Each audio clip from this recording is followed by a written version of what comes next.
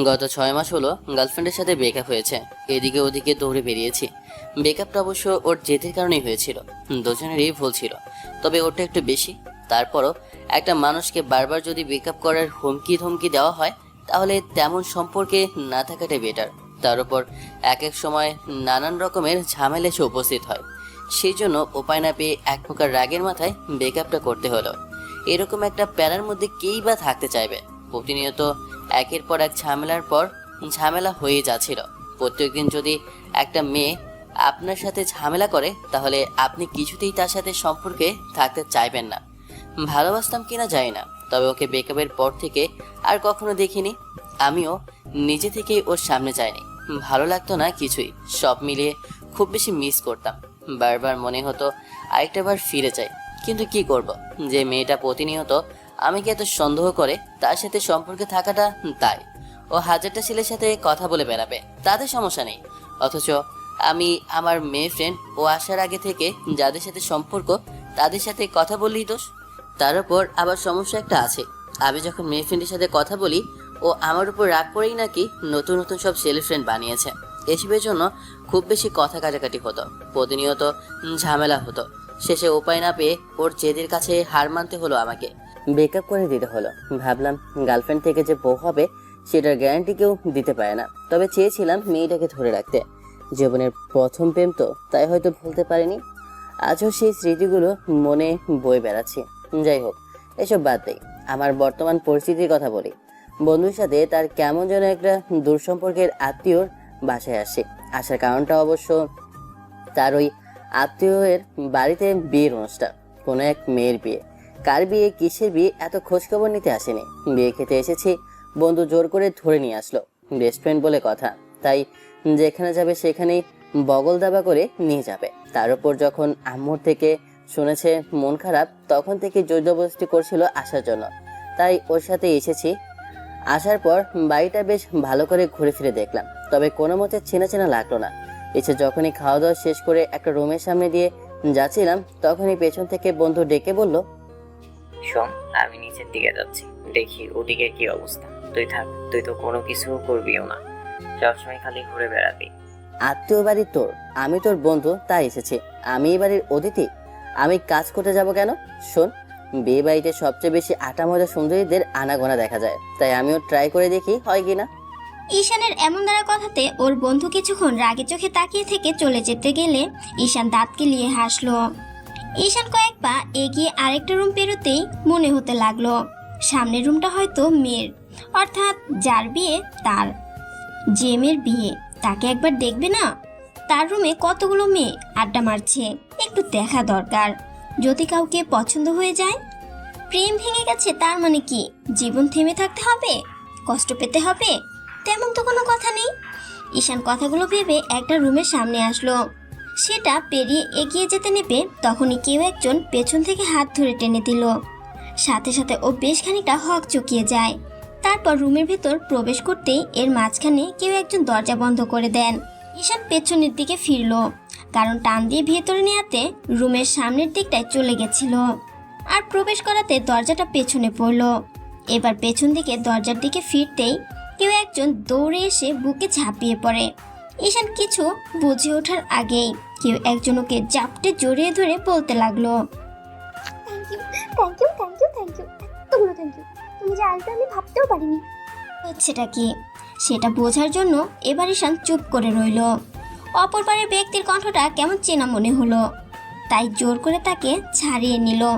আর তারপরেই যখনই মেয়েটার মুখের দিকে তাকালো, খেয়াল করে দেখলো এটা আর কেউ নয়, ওরই বদমাইশ মহিলা।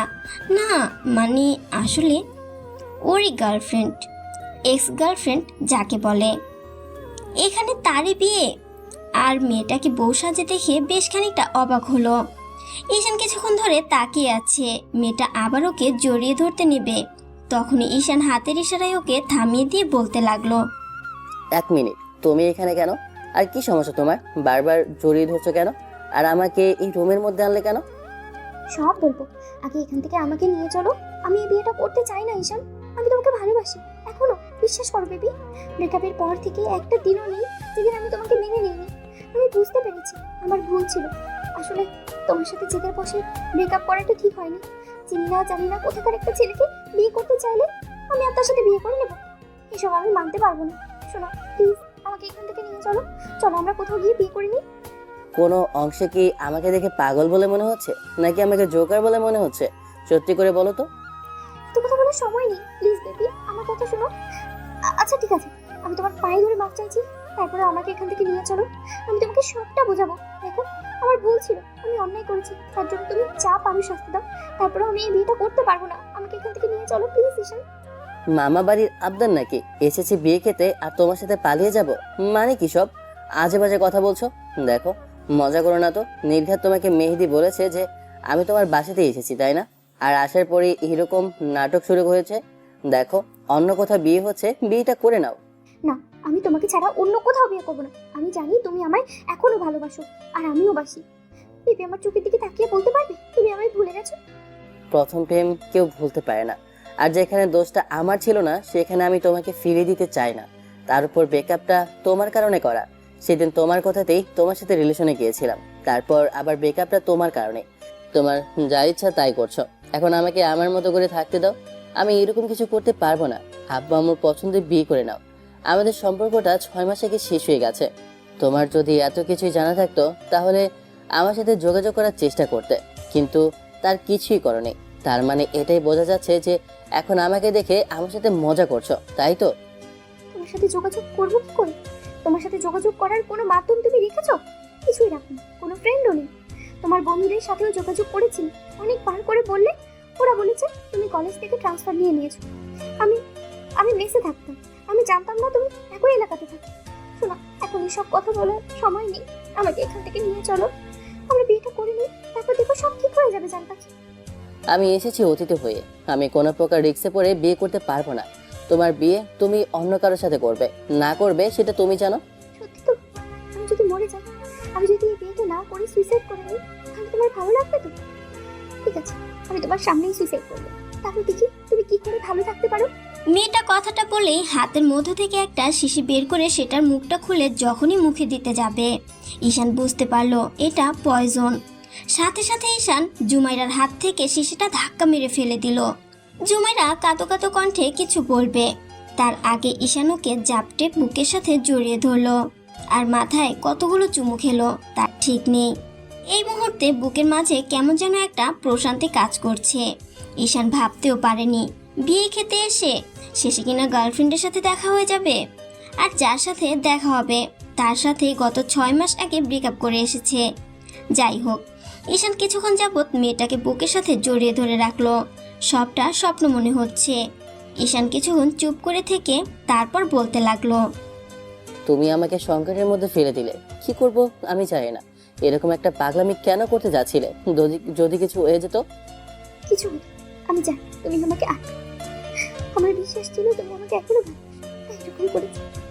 আচ্ছা, একটা কথা বলো তো, তুমি তো জানতে না আমি এখানে আসবো, নাকি মেহেদি আগে বলেছিল? তুমি আমাকে ওকে দিয়ে নিয়ে আসলে এখানে? জানতাম না তুমি এখানে আসবে, তবে তোমার বাসার ঠিকানাটা আমি পেয়েছিলাম গতকালকে। তোমার কি মনে হয় আমি বিয়েটা করতাম? কখনোই না। আমি তোমার বাসায় গিয়ে উঠতাম, সবার সামনে বলতাম তোমার সাথে আমার সব হয়েছে, তোমার সাথে বিয়েটা শুধু হয়নি, তারপরে দেখতে কি অবস্থা হতো। আচ্ছা এখন কথা না বলে আমাকে এখান থেকে নিয়ে চলো। আচ্ছা, বজ্জাত মহিলা তো তুমি, আমাকে ফাঁসানোর ধান্দে আছো তাই না? এত কিছু জানি না, তোমাকে আমি ভালোবাসি তাই তোমাকে বিয়ে করতে চাইছি। এখন যদি বিয়ে না করো তাহলে কিন্তু সত্যি সত্যি সুইসাইড করে নেবো। তুমি কি চাও আমাকে হারিয়ে ফেলতে? আমি তো চাই না আমি তোমাকে ছাড়া থাকতে পারবো না। এটা জোর করে আপু আম্মু রাজি করিয়েছে, কিন্তু এই বিয়ে আমি করতে পারবো না। তোমার কিছু না থাকো, আমি তোমার সাথে থাকছি, প্লিজ আমাকে এখান থেকে নিয়ে চলো বেবি। কিন্তু প্রশ্ন হলো, এখান থেকে তোমাকে নিয়ে বাসায় তো যাওয়া যাবে না। বাসায় নিয়ে গেলে আব্বু আম্মু প্রথমে মানতে চাইবে না, কিন্তু বিয়েটা আগে করতে হবে।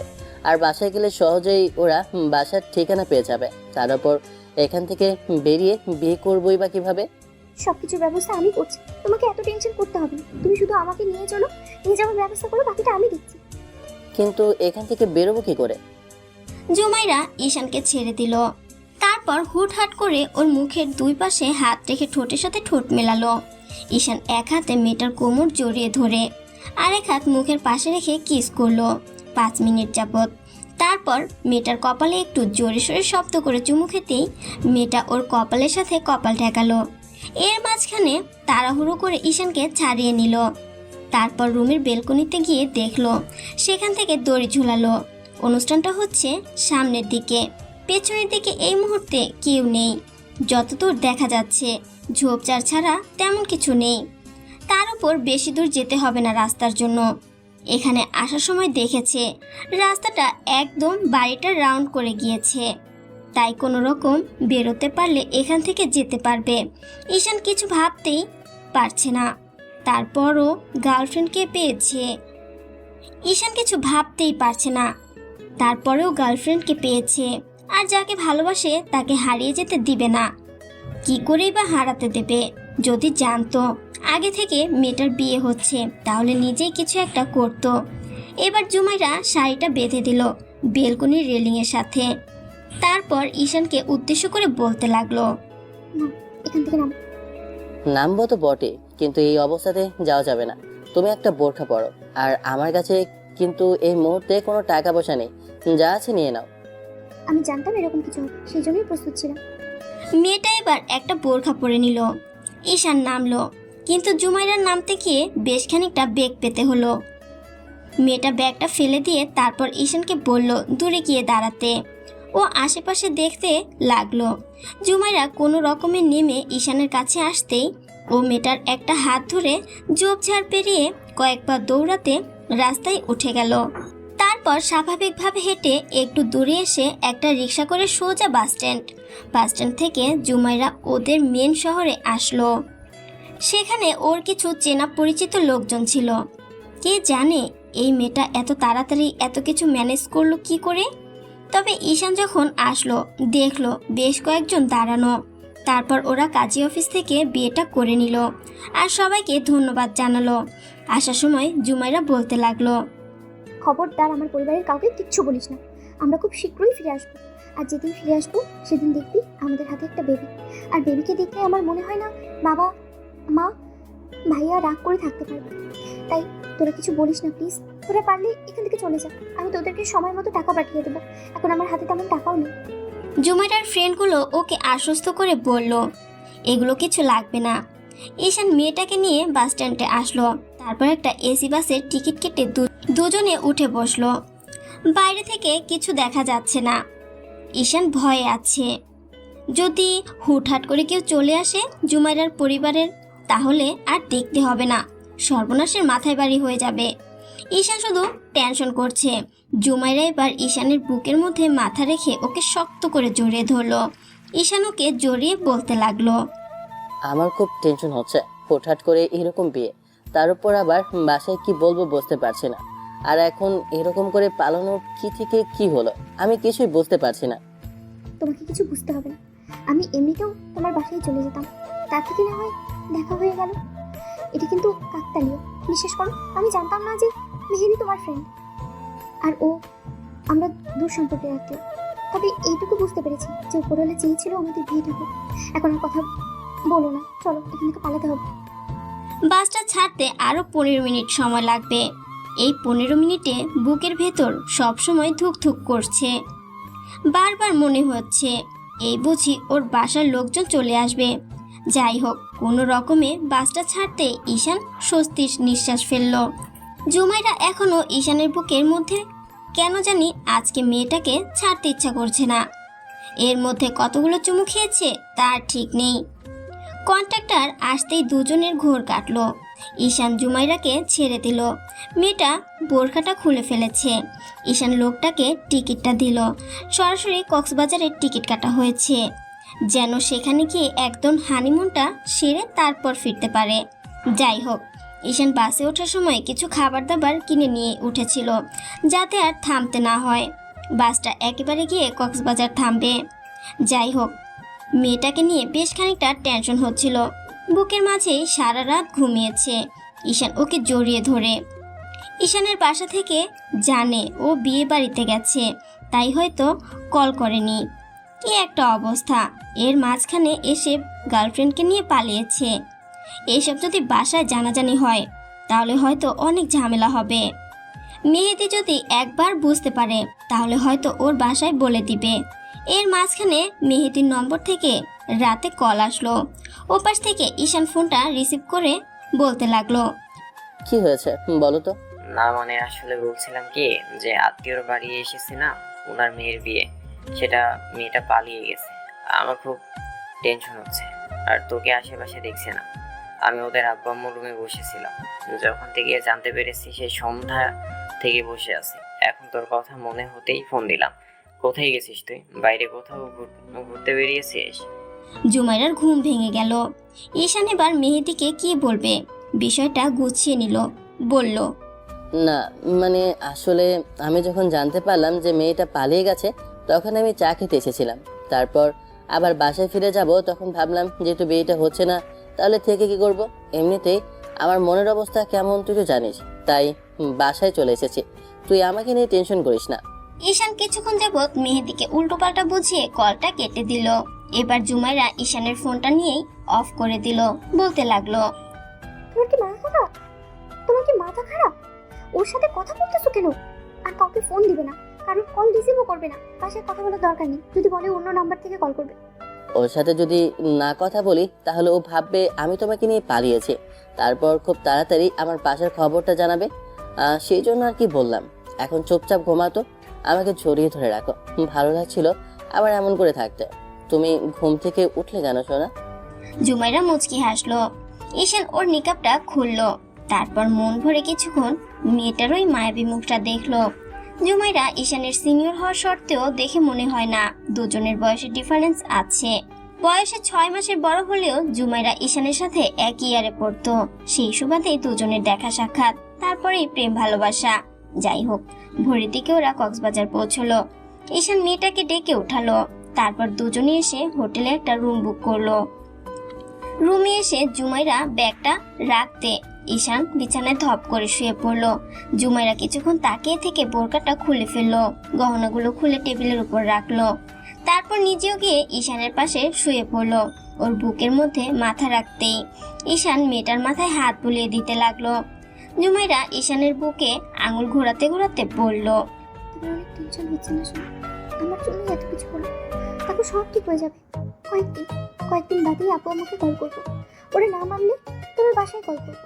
তারপর যদি ওরা সবটা জানতে পেরে খুশি হয় কিংবা মেনে নেয়, তাহলে আমরা বাসায় চলে যাবো। আর খুব শীঘ্রই একটা বেবি নিয়ে নেবো। দেখো, তুমি আছো বেবি প্ল্যানিং নিয়ে, আমার মাথাটা চক্কর দিচ্ছে। এখনই কিছু খাওয়ার দরকার। কাল রাতেও হালকা খেয়েছিলাম, এখন অন্তত কিছু খেয়ে শরীরটাকে ঠিক করা দরকার। কাল রাতে তুমি ঘুমিয়েছো, কিন্তু আমি টেনশনে ঘুমাতেই পারিনি জান। ঈশানের কথাতে জুমাইরাও ঠিকই ফ্রেশ হয়ে আসলো। তারপর ঈশান গিয়ে ফ্রেশ হলো। তবে ফ্রেশ হতে হতে মনে পড়লো ওর এখানে কোনো ড্রেস নেই। অন্তত বিকেলের দিকে একটু বেরোতে হবে। ঈশান ওর বাইরের একটা ফ্রেন্ডকে ফোন করলো। ওকে অ্যাকাউন্টে কিছু টাকা পাঠাতে বলতেই তখন জুমাইরা এসে পেছনে দাঁড়িয়ে রইলো। ঈশান মেয়েটার দিকে ফিরতেই জুমাইরা খানিকটা অসহায় চোখে তাকিয়ে বলতে লাগলো, এমন হঠাৎ করে বিয়েটা করে ঝামেলায় ফেলে দিলাম তুমি, তাই না? আমি ভাবতে পারিনি এরকম একটা পরিস্থিতির সৃষ্টি হবে। বাসা যাবো ভেবেছিলাম, তারপরে আবার মনে হলো যেহেতু তোমাকে দিয়ে গেছি তাই আর তোমাকে অন্য কোনোভাবে সমস্যায় ফেলবো না। বাসায় গেলে আব্বু আম্মু জানতে পারতো, ওখানে আরো বেশি সমস্যা হতো। তাই এখানে আসাটাই ঠিক হয়েছে। ওসব বাদ দাও, আমি ওকে টাকাটা পরে ব্যাক দিয়ে দেবো। তাছাড়া এখন আমার অ্যাকাউন্টে তেমন টাকা ছিল না। গত মাসে বাইকটা নিয়েছিলাম। নতুন বাইক নেওয়ার পর থেকেই আর টাকা পয়সা তেমন হাতে ছিল না, তাই বাসা থেকেও তেমন বের হয়নি। যদি জানতাম তাহলে তো ব্যবস্থা করেই নিতাম। জুমাইরা নিজের গয়নাগুলো একটা ছোট ব্যাগে পুরে বলতে লাগলো, বিকেলে বেরিয়ে এগুলো বিক্রি করে দিবে। যা টাকা হবে সেগুলো দিয়ে আমাদের কয়েক মাস চলে যাবে। আর তার মধ্যে যদি কনসেপ্ট করে ফেলি তারপরে দেখবে বাসায় বললেই ওরা মেনে নেবে। তুমি টেনশন করো না শোনো, সব ঠিক হয়ে যাবে। আমার কি মাথা খারাপ হয়েছে? এগুলো তোমার বাসা থেকে দেওয়া গহনা, এগুলো আমি নিয়ে বিক্রি করে দেবো। মেয়েটা এগিয়ে এসে 2 হাতে ঈশানকে জড়িয়ে ধরলো। ঈশান ওর মাথায় থুতনিটা ঠেকাতেই জুমাইরা বলতে লাগলো, তোমাকে নিজের করে পেয়েছি, সেটাই আমার কাছে অনেক বড় পাওয়া। বেবি, এগুলো আমার চাই না। আচ্ছা, তোমার বাসায় যাওয়ার পর কি আম্মা আমায় গয়না দিবে না? একমাত্র ছেলের বউকে কিছুই দিবে না বলো? দিবে তো অবশ্যই। এখন কথা বলুন, চলো কিছু খেয়ে নিই। দুজনে বাইরে গিয়ে খাওয়া দাওয়া করে রুমে আসলো। জুমাইরা রুমের দরজাটা আটকে দিল। ঈশান মেয়েটার এমন কর্মকাণ্ড দেখে অবাক চোখে তাকালো। তার মধ্যে মেয়েটা এসে কোলের মধ্যে বসে পড়ে। ঈশানও মেয়েটার কোমর জড়িয়ে ধরতেই ও ঈশানের শার্টের কলার দুটো আঁকড়ে ধরে। বেবি, এখন একটু ক্লান্ত লাগছে, এখন ঘুমিয়ে পড়ি, পরে না হয় এগুলো। জুমাইরা মাথা নেড়ে না সূচক উত্তর দিয়ে ঈশানের ঠোঁটে ঠোঁট মেলালো। তারপর আলতো করে ধাক্কা দিতে ছেলেটা বেডে শুয়ে পড়ে। মিনিট 10 দুজন ঠোঁটে কিস করার পর ঈশান আলতো করে জুমাইরাকে পাশে শুইয়ে দেয়। তারপর ওর উপরে উঠে ওর ঘাড়ে গলায় চুমু খেতে আরম্ভ করে। ঈশান জানে না কেন মেয়েটা এতটা কাছে আসলো, আর কেন কাল এতদিন বাদে দেখা হতেই মেয়েটাকে বিয়ে করলো। তবে এই মুহূর্তে খুব কাছে পেতে ইচ্ছা করছে মেয়েটাকে, ওর এমন পাগলামিতে সায় দিতে ইচ্ছা করছে।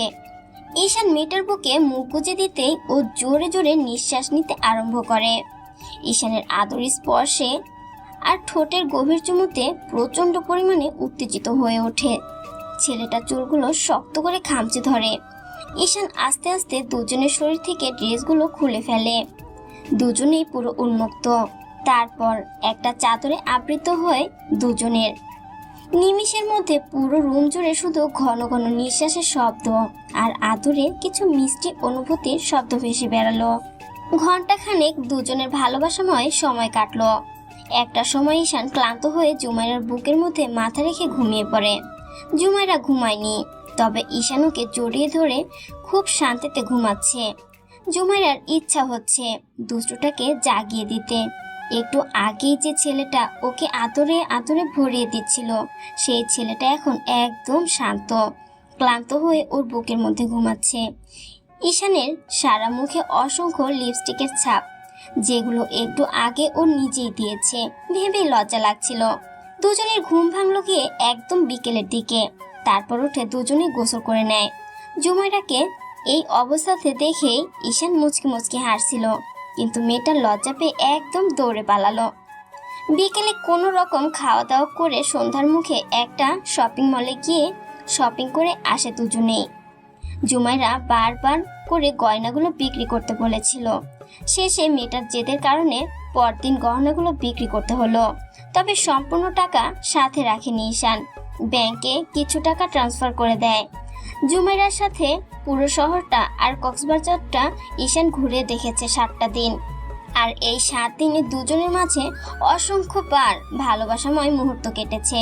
কিন্তু 7ম দিনের মাথায় যখন ঈশান বাইরে যাচ্ছিল, জুমাইরা তখন ওকে পেছন থেকে ডাকে। ঈশান সামনে এসে দাঁড়াতেই মেয়েটা বলতে লাগে, বেবি, আমার না কেমন যেন লাগছে, চলো না আমরা এখান থেকে অন্য কোথাও চলে যাই। ঠিক আছে, যাব, কিন্তু তার জন্য তো একটু সময় লাগবে। আমি বাইরে যাচ্ছি, কিছু কেনাকাটা আছে, তারপর না হয় কালকে আমরা বেরিয়ে পড়বো। এখান থেকে কোথায় যাবে বলো? তুমি যেখানে নিয়ে যাবে আমি সেখানেই যেতে রাজি আছি শোনা। ঈশান জুমাইরার কপালে আর ঠোঁটের চুমু খেয়ে বেরিয়ে গেল। তারপর হোটেলের বাইরে আসতেই মনে হতে লাগলো কিছু লোকজন ওর দিকে কেমন করে যেন তাকিয়ে আছে। একটু বাদে ঈশান বুঝতে পারলো কারা যেন ওকে ফলো করছে। ঈশানের সবটা কেমন সন্দেহ হতে লাগলো। ও আর এক মুহূর্ত দেরি করেনি, তাড়াহুড়ো করে হোটেলে ফিরতে গেল। কিন্তু ফিরতে গিয়েই হলো যত সমস্যা। হোটেলের সামনে আসতে কিছু লোক ওকে ঘিরে ধরলো। তারপর বুঝে ওঠার আগে লোকগুলো এলো পাতারি মারতে শুরু করে। ঈশান নিজে প্রতিরক্ষা করতে পারলো না। হোটেলের সামনে পড়ে থেকে অনেক মার খেলো, কেউ হেল্প করলো না। ঈশান অনেক চেষ্টা করেও যখন নিজেকে আটকাতে পারেনি, এর মাঝেই কারো কণ্ঠস্বর কানে ভেসে আসতেই বুঝতে পারলো জুমাইরা দৌড়ে আসছে। ঈশান কোনো রকমে ওর দিকে তাকাতেই এর মাঝখানে একটা ছেলে গিয়ে জুমাইরার হাত ধরে বলতে লাগলো, আমাদের মান সম্মান ডুবে ওর সাথে তুই পালিয়ে এসেছিস। আজকে তোর হচ্ছে, আগে তোকে বাসায় নেই, তারপর তোর ব্যবস্থা করব। জ্ঞান হারানোর আগে ঈশান শুধু জুমাইরার কান্না ভেজা চোখ আর মুখটা দেখেছিল, তারপর আর কিচ্ছু মনে নেই। যখন জ্ঞান ফিরে পুরো 48 ঘন্টা পরে, ডাক্তার বলেছিল মাথায় প্রচন্ড চোটের কারণে সেন্সলেস হয়ে পড়েছিল। জ্ঞান ফিরতে ঈশান আব্বু আম্মুকে পাশে দেখে কিছুক্ষণ চুপ করে রইল। তারপর বোনটা দৌড়ে এসে ওকে জড়িয়ে ধরলো। ঈশান উঠতে পারছে না, কিছুক্ষণ চুপচাপ করে কান্নাকাটি করলো। তারপর আম্মু আব্বু অনেকক্ষণ বোঝালো সব ঠিক হয়ে যাবে। এর মাঝখানে আব্বু আম্মু জেনে গেছে ওরা দুজন বিয়ে করেছিল। ঈশান চুপ করে রইল। বিকেলের দিকে কথা বলতে পারলো, তখন শুধু জিজ্ঞেস করলো, আম্মু, জুমাইরা কোথায়? ওকে ওর ভাইয়া সেদিন বাসায় নিয়ে গেছে। ওর বাসার ঠিকানা তো জানি না, তবে লোকজন যতদূর বলেছে তাতে বুঝতে পেরেছি তুমি মেয়েটাকে বিয়ে করেছিলে, তাই না? মেহেদিও আমাকে কল করেছিল। সেদিন থেকে তুমিও গায়েব হয়ে গেছো। তারপর ওরা জানতে পারার পরই সন্দেহ করেছি। তুমি একটাবার বাসায় যেতে পারলে না, তাহলে আর এত সমস্যা হতো না। আমি বুঝতে পারিনি এরকম কিছু হয়ে যাবে। বাসায় গেলে তোমাদেরও সমস্যা হতো। তার থেকে আমি যে অন্যায় করেছি সেটা শাস্তি। চুপ থাকো, এসব কথা বলতে হয় না। তাছাড়া ভালোবেসে বিয়ে করেছিলে, তোমরা দুজনকে ভালোবাসো, সেটা আগে জানলে আমরা পারিবারিকভাবেই তোমাদের বিয়েটা ঠিক করতাম। তা না করে তোমরা এমন করে পালালে। এটা কি খুব বেশি ভালো হয়েছে? দেখো এখন কি অবস্থা হলো শরীরের। অন্তত একটাবার নিজের কথা তো চিন্তা করতে। বিয়ের পর তো একটাবার আমাদের জানাতে পারতে, সেটাও করলে না। তোমার আব্বু আর বোন কতটা টেনশনে ছিল জানো? তুমি ফোনটা বন্ধ করে রেখেছো। কত জায়গায় তোমাকে আমরা খুঁজেছি, ভাবতে পারছো? এত কল করেছি, তোমরা আমাদের কথা একটাবারও মনে হয়নি। তুমি বিয়ে করে এখানে এসে পড়ে আছো। এমন কার্যক্রম কেউ করে? তোমার অন্তত একবার বাসায় জানানো উচিত ছিল। ঈশান চুপ করে রইল। আব্বু আম্মু অনেকক্ষণ বকাঝকা করতে বোন এসে ওকে জড়িয়ে ধরে রাখলো। ঈশান বোনটার মাথায় হাত বুলালো। বলতেও পারছে না, মেয়েটার সাথে এই কয়েকটা দিন অনেক বেশি ভালোবাসা আর স্মৃতি তৈরি হয়ে গেছে। ঈশান কি করে বলবে আব্বু আম্মুকে? আব্বু আশ্বস্ত করলো জুমেরার বাসায় কথা বলবে, কিন্তু ওর বাসার যে পরিস্থিতি সেটাতে ওদের ওইখানে গেলে হয়তো জুমেরার আব্বু আর ভাইয়া অপমান করবে। তাই ঈশান বারণ করলো। জুমেরা একটা বারের জন্য ঈশানের সাথে যোগাযোগ করতে পারেনি। 2 দিন বাদে ঈশানকে নিয়ে বাসায় আসা হলো। শরীরের আঘাত আর মনের কষ্ট সব মিলিয়ে একদম মানসিক অবস্থাটা পুরো ক্ষতবিক্ষত। ঈশান কি করে থাকবে মেয়েটাকে ছাড়া? একবার তো হারিয়েছিল, তারপর আবার দ্বিতীয়বার কেন ওর লাইফে আসলো মেয়েটা? আর আসলে তো আসলো, এরকম করে হারিয়ে গেল কেন আবারও? কি থেকে কি হচ্ছে এসব কিছু বুঝতে পারছে না ঈশান। অনেক কষ্টে নিজেকে বোঝানোর চেষ্টা করেও যখন লাভ হচ্ছে না, তখন বন্ধুরা আসতে আরম্ভ করলো বাসাতে। বারবার করে বোঝাতে লাগলো সব ঠিক হয়ে যাবে। ঈশান নিজেও অনেক চেষ্টা, নিজেকে বোঝাতে পারে না। রাত হলে চোখের পানি ফেলে। মেয়েটাকে দেখতেও পারছে না, আর বুঝতেও পারছে না কোথায় আছে আর কি করছে। তবে যতদূর জেনেছে জুমেরা আর আগের সেই শহরে নেই। আগের বাসাটা নাকি পরিবর্তন করে ফেলেছে। আগে ওরা বাসা পরিবর্তন করে তারপরেই নাকি ওদের খোঁজ খবর করেছিল। এরকম একটা কর্মকাণ্ডের পরই দুজনের থেকে দূরে সরে গেল। ঈশান জানে মেয়েটা এখন কি অবস্থায় আছে।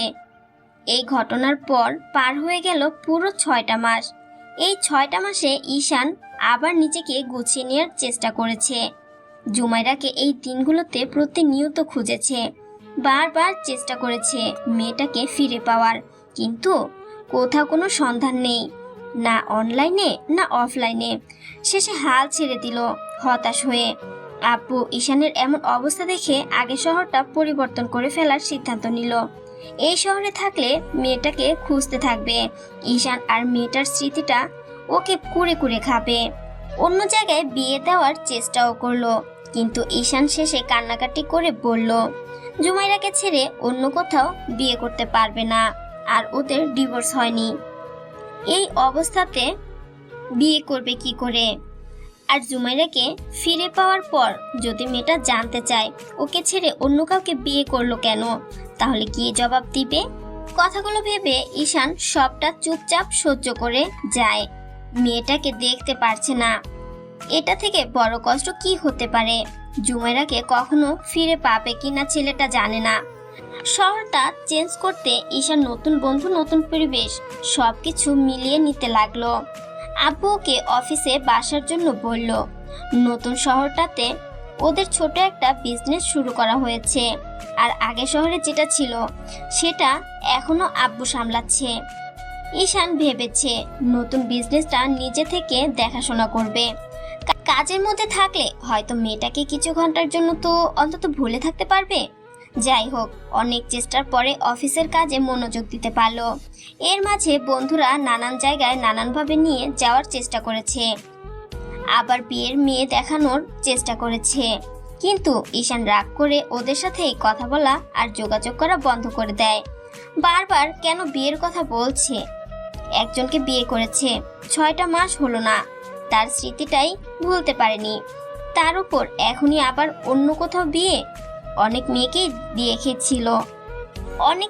দেখিয়েছে, মেয়েগুলো ঈশানকে পছন্দ করলেও ছেলেটার কাউকে পছন্দ হয়নি। ঈশান সবার সামনে নিজের বিয়ের কথা বলে দিতেই সবাই মুখ ফিরিয়ে নিয়েছে। জানে না কি হবে, ভবিষ্যতে কখনো জুমেরাকে ফিরে পাবে কিনা। কথাগুলো ভেবেই ঈশান দীর্ঘশ্বাস ফেললো। এর মাঝখানে আব্বুর নম্বর থেকে কল আসলো। শোনো, আমাদের নতুন যে বিজনেস শুরু হচ্ছে সেখানে একজন পার্টনারের প্রয়োজন। এখন ওখানে ইনভেস্ট করার মতো পরিস্থিতি নেই, তাই বলছিলাম কি আমি একজনের সাথে যোগাযোগ করছি, তুমি ওই অফিসের বসের সাথে গিয়ে যোগাযোগ করো। ওরা আমাদের ব্যবসায়ের পলিসি আর প্রজেক্টটা দেখে সিদ্ধান্ত নিয়েছে আমাদের সাথে পার্টনারশিপে বিজনেস করবে। ওরা ইনভেস্ট করার জন্য রাজি হয়েছে। এখন তুমি গিয়ে কথা বলো, ভালোভাবে কথা বললে ওনারা ইনভেস্ট করবে। আর দেরি করো না, ম্যানেজারকে নিয়ে বেরিয়ে পড়ো, আমি ঠিকানা পাঠিয়ে দিচ্ছি। আব্বুর কথার জবাবে ঈশান হ্যাঁ সূচক উত্তর দিয়ে বেরিয়ে পড়লো। আধ ঘন্টা সময় লাগলো আসতে। তারপরে এসে একটা অফিসের ওয়েটিং রুমে অপেক্ষা করতে লাগলো। অফিসের পিয়ন এসে অনেকবার ওদের চা কফির কথা বললে তখন হালকা নাস্তার কথা বলল। এদিকে এই অফিসের বস নাকি একটা মিটিংয়ে অ্যাটেন্ড করেছে, সেজন্য দুজনকে বসতে বলেছে। ঈশান ম্যানেজারের সাথে নানা বিষয়ে আলাপ আলোচনা করছিল। লোকটা বেশ ভালো, অনেকদিন যাবতই ওদের বড় অফিসটাতে কাজ করছিল। ওখানে নতুন ম্যানেজার যোগ দিয়েছে, এখানে ওনাকে নিয়ে আসা হয়েছে। ঈশান একটু কম বুঝে সবকিছু, তাই লোকটা থেকে থেকে ওকে সবকিছু বুঝিয়ে দিচ্ছে। এর মাঝখানে পিয়ন আসলো, বলতে লাগলো, স্যার, ম্যাডাম কেবিনে এসেছে, আপনারা যদি চান কথা বলে যেতে পারেন। ঈশান ম্যানেজারকে নিয়ে একটা কেবিনের সামনে আসলো। তারপর দরজায় নক করতে ভেতর থেকে বলা হলো প্রবেশ করতে। ঈশান দরজা ঠেলে ভেতরে গিয়ে আবার চেয়ারের সামনে দাঁড়াতেই ওপাশ থেকে কেউ একজন বলল, বসুন, আপনাদের অনেকক্ষণ অপেক্ষা করালাম। বলুন কি খাবেন, চা নাকি কফি? বসের কণ্ঠস্বর শুনেই বোঝা গেল অফিসের বস একজন মেয়ে। ঈশান একটু চুপ করে থেকে বলতে লাগলো, না ম্যাম, আর কিছু খাবো না। আসার পর থেকে আপনাদের পিয়ন বারবার বলে বলে 3-4 কাপ কফি খেতে বাধ্য করেছে, হালকা নাস্তাও করিয়েছে। আর কিছু দরকার নেই। এখন আসল কাজের কথায় আসি। যদি আপনার আগ্রহ থাকে তাহলে আমরা সামনের দিকে এগোতে পারবো। কিছু মনে করবেন না। আপনি যদিও মাত্র একটা মিটিং থেকে বেরিয়েছেন, এর মাঝখানে এত কথা বলা হয়তো আপনি পছন্দ করবেন কিনা যায় না। সমস্যা নেই, আমি আপনার আপুকে বলেছিলাম আপনাকে পাঠাতে, আপনি বলতে পারেন। ঈশান ইশারা করাতেই ম্যানেজার ফাইলগুলো বের করতে বলল। ভদ্রমহিলার পেছন দিকে ঘুরছে না দেখে ঈশান বলতে লাগলো, আপনি যদি একটু পেছন দিকে ফিরতেন তাহলে আপনাকে প্ল্যানটা আর আমাদের বিজনেসের আইডিয়াটা দেখাতে সুবিধা হতো। ভদ্রমহিলাকে কথাটা বলতেই ও চেয়ারটা ঘুরালো। সাথে সাথে ঈশান স্তব্ধ হয়ে গেল। চোখের সামনে যাকে দেখলো তাকে ভুল করে দেখেছে বলে মনে হচ্ছে। বারবার মনে হচ্ছে একে এখানে দেখবে বলে কখনো ভাবতে পারেনি। ঈশান কিছুক্ষণ যাবত হা করে তাকিয়ে রইল। মেয়েটা একটু অস্বস্তি বোধ করে বলতে লাগলো, এই যে মিস্টার, এমন হাঁ করে তাকিয়ে না থেকে কি বলছিলেন বলুন। ঈশান কিছুক্ষণ চুপ করে রইল। ম্যানেজার ঈশানের দৃষ্টি আকর্ষণ করার জন্য কাশি দিল আর বলতে লাগলো, ম্যাম, আমি বলছি, আসলে উনি এসব বিষয়ে খুব বেশি অভ্যস্ত নাই, তাই আমি বুঝিয়ে দিচ্ছি আপনাকে। ম্যানেজার এবার ভদ্রমহিলাকে বোঝাতে লাগলো। অন্যদিকে ঈশানের চোখ জোড়া ছলছল করছে। ভদ্রমহিলা একবারও ওর দিকে তাকাচ্ছে না। তাহলে জুমাইরা আগে সব কথা ভুলে গেছে, নাকি অন্য কোথাও বিয়ে করে নিয়ে এখন ওকে ভোলার চেষ্টা করছে? কথাগুলো ভাবতে ঈশানের বুকের ভেতরটা কেমন যেন ধক করে উঠলো। পরবর্তী হয়েছে মনে হতে লাগলো জুমাইরার সাথে একটু কথা বলা দরকার। ঈশান চুপ করে রইল। ম্যানেজারের সবটা বুঝিয়ে দেওয়া শেষ হলে তখন ঈশান ম্যানেজারকে উদ্দেশ্য করে বলতে লাগলো, আপনি একটু বাইরে যান, ওনার সাথে আমার একটু কথা বলে আসি। ম্যানেজার সাহেব, আপনি গাড়িতে গিয়ে বসুন, আমি আসি। লোকটা বেরিয়ে যেতেই জুমেরা কেমন করে ঈশানের দিকে তাকালে তখন ছেলেটা একটু হাসার চেষ্টা করে বলতে লাগলো। কেমন আছো? মেয়েটা কেমন করে যেন তাকালো। ঈশান আবারও বলল, 6 মাস। 6 মাস তোমাকে পাগলের মতো খুঁজেছি, জানতাম না কোথায় আছো, কি করছো। আজকে এতদিন বাদে যে তোমাকে পেয়ে যাব আর এমন করে পাবো সেটা ভাবতে পারিনি। তুমি যে আমায় চিনতে পারছো না কিংবা না চেনার অভিনয় করছো সেটা আমি বুঝতে পারছি। মেয়েটা কিছুক্ষণ চুপ করে রইলো। তারপরে একটা সময় হুটহাট করেই বলতে লাগলো, হোয়াট? কি বলছেন আপনি? মাথা ঠিক আছে আপনার? কি দেখে কি বলছেন? আপনি আমাকে চেনেন, জানেন না? উল্টোপাল্টা কি সব বলছেন এসব? আর আপনাকে আমি আজকেই প্রথমবার দেখছি। আপনি কিভাবে এসব কথা বলতে পারছেন? শুনুন, এসব পাগলামি বন্ধ করুন। আপনি যাকে তাকে দেখলেন আর এইসব বললেই আমি আপনার সাথে পাগলামি করতে সাইড দেব না। কি সব বলছেন আজে বাজে কথা আপনি? তুমি কি সত্যি আমাকে চিনতে পারছো না নাকি আমাকে চিনতে চাইছো না? সত্যি করে বলো তো। ঈশান কিছুক্ষণ তবদা খেয়ে জুমেরার মুখের দিকে তাকিয়ে রইলো। মেয়েটা কি বলছে? তার মানে কি সত্যি ওকে চিনতে পারছে না? ঈশান কিছুক্ষণ যাবৎ বোঝানোর চেষ্টা করে যখন ব্যর্থ হলো, তারপর একটা সময় বলতে লাগলো, আমার বিশ্বাস তোমার স্মৃতিশক্তি হারায়নি। মারটা আমি খেয়েছিলাম, তাহলে তুমি কি করে স্মৃতিশক্তি হারাবে? আমি সেটাই ভেবে পাচ্ছি না। জানি না সেই কারণে তুমি আমাকে ভুল বুঝছো কিংবা আমার সাথে কথা বলতে চাইছো না। তবে এইটুকু শিওর থাকতে পারো, আমি ওই ঘটনার পর থেকে তোমাকে ভুলতে পারিনি জুমাইরা, আর না কখনো ভুলতে পারবো। আমি অন্য কাউকে বিয়ে করিনি, তোমার জন্য আমি অপেক্ষা করছিলাম। আমার বিশ্বাস 2 দিন বাদে সবটা তুমি বুঝতে পারবে। রাগ করে থাকলেও কিছু করার নেই। আমি তোমাকে অনেক খুঁজেছি, ওই শহরে অনেকবার চেষ্টা করেছি তোমাকে খোঁজার, কিন্তু বিশ্বাস করো অনেক খোঁজার পরও যখন পাইনি, আব্বু আমার এরকম পরিস্থিতি দেখে আমাকে এই শহরে নিয়ে আসে। আমি ভাবতে পারিনি এই শহরে এসে তোমাকে পেয়ে যাব। জুমাইরা ফ্যালফ্যাল করে ঈশানের দিকে তাকিয়ে রইল। ঈশান চলে যাবার সময় হুটহাট করে মেয়েটা ওকে পেছন থেকে ডেকে বলতে লাগলো, শুনেন, আপনি যেভাবে বললেন তাতে মনে হচ্ছে আমি আপনার বউ। আপনি উল্টোপাল্টা কথা বলছেন, কিন্তু এরপর আর এসব কথা বলবেন না। তাহলে আপনার সাথে বিজনেস করাটা আমার পক্ষে সম্ভব হবে না। আমি আমি আপনার কথা শুনে আর আপনার বিজনেসের প্ল্যানটা দেখেই রাজি হয়েছিলাম। আপনি যে এইসব বাজে কথা বলবেন ভাবতেই পারিনি। ঈশান আর কিচ্ছু বলল না। অফিস থেকে বেরিয়ে আসলো। বুকের ভেতরটা কেমন করছে, অজানা এক আশঙ্কায়। মেয়েটা কি ওকে সত্যি ভুলে গেল, নাকি ওর সাথে নাটক করছে, মজা করছে, কিংবা এতদিন বাদে ওর সাথে দেখা না হওয়ার কারণে রাগ করেই এমন কথা বলছে? কিছু আর ভালো লাগছে না। বাসায় চলে গেল ঈশান। এলোমেলো অগোছালো অবস্থায় আম্মু ওকে দেখে বিষয়টা জিজ্ঞেস করতেই ছেলেটা কিছুই বলল না। রুমে এসে দরজা লাগিয়ে দিয়ে কিছুক্ষণ শুয়েছিল। তারপর কখন ঘুমিয়ে গেছে জানে না। তবে যখন ঘুম ভেঙেছে উঠে দেখেছে বোন পাশে বসে এসেছে, মাথায় হাত বুলাচ্ছে। ঈশান উঠে বসলো। তারপর হঠাৎই বোনকে জড়িয়ে ধরে কেঁদে ফেললো আর বলতে লাগলো, জানিস বোন, আজকে তোর ভাবির সাথে আমার দেখা হয়েছে। ভাবতে পারিনি ওর সাথে হুটহাট করে দেখা হয়ে যাবে। ও না আমাকে চিনতেই পারছিল না। জানিস আমার কতটা কষ্ট হচ্ছিল, আমি তো তোকে বলে বোঝাতে পারবো না। বোন কিছুটা আঁচ করতে পেরেছিল। ঈশান এই সময় এসে ঘুমিয়েছে। সুইটি বারবার করে আম্মুকে জিজ্ঞেস করছিল ভাইয়ের কি হয়েছে। ভাই মন খারাপ করে রুমে ঢুকেছে, সেটা বুঝতে পেরেই বোন রুমে এসেছে কি হয়েছে সেটা জানার জন্য। তারপর ভাইয়া ওকে দেখেই কান্না করে এত সব কথা বলতে লাগলো। একটা সময় বোন কেঁদে ফেললো। তারপর ভাইকে জড়িয়ে ধরে বলতে লাগলো, সব ঠিক হয়ে যাবে ভাইয়া। ভাবি তোকে চিনতে পারছে না, তার মানে ভাবির স্মৃতিশক্তি নষ্ট হয়ে গেছে। তুই টেনশন করিস না, 2 দিন বাদে ভাবি তোকে ঠিকই চিনতে পারবে। কান্নাকাটি করিস না প্লিজ ভাইয়া। আমি কি করে সহ্য করব, ও যে আমাকে চিনতেই পারছে না। আমি ওর সাথে কথা বলার চেষ্টা করছি। তোর ভাবি আমাকে কি বলেছে জানিস? পরবর্তীতে যদি এরকম কথা বলি তাহলে নাকি আমার সাথে দেখাই হবে না, বিজনেসটাও করবে না। আমি কি করব কিছু বুঝতে পারছি না। আমার মনে হয় তোর ভাবি আমার উপর রাগ করে আছে বোন, তাই না বল? ও রাগ করে আমার সাথে কথা বলছে না। বোনটা চুপ করে রইলো কিছুক্ষণ যাবত, কথা বলল না। একটা সময় ঈশান বোনকে ছেড়ে দিল। তারপর উঠে ওয়াশরুমে চলে যায়। ভাইয়া ফ্রেশ হয়ে আসতেই বোন ওকে টানতে টানতে নিচে নিয়ে গেল। তারপর নিজের হাতে খাবার খাওয়ালো। বোনটা ঈশানকে বড্ড বেশি ভালোবাসে। কি জানি কি হবে ভাইয়ের, আবার সেটাই ভাবছে হয়তো। ভাইটা কি আজকের পর থেকে আগের মতো স্বাভাবিক থাকতে পারবে? ঈশান পরদিন জুমাইরার অফিসে আবার গেল।